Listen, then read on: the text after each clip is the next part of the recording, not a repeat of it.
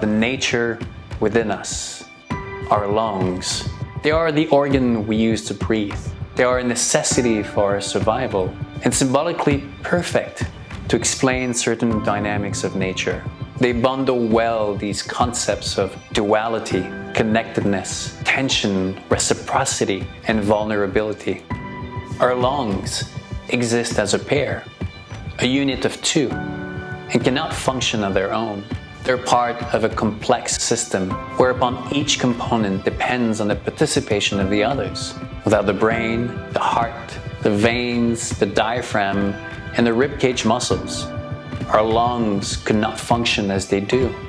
Their purpose is manifested only through their connections, dependencies, and responsibilities.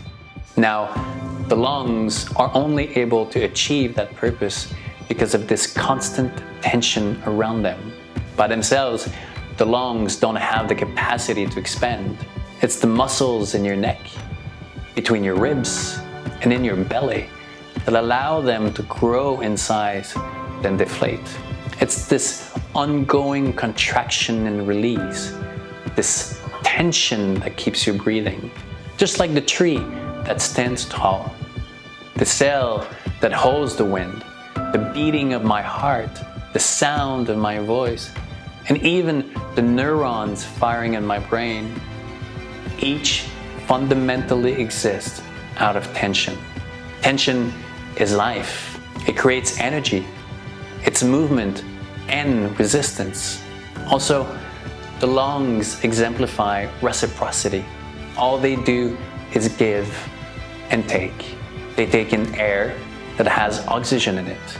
Oxygen that was produced by organisms like trees, plankton, plants.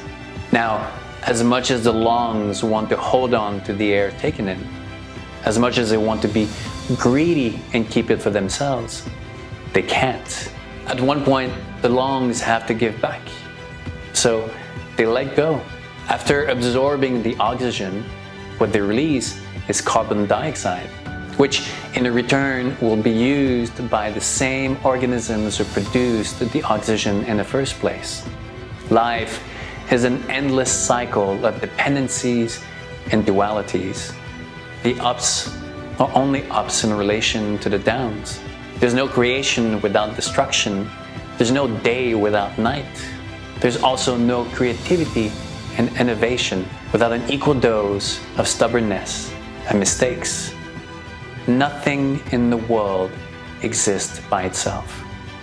Everything, including us, exists because of our relationship to what is around, to another, or to others. Now, for me, the most profound insight is about the following. When we breathe, something invisible enters our body. We could say that we blindly open ourselves and let the world in. It's not like food or liquid that we can see, touch, and smell, where our bodies have developed defense mechanisms to make sure we don't ingest something bad. Breathing demands that we make ourselves vulnerable.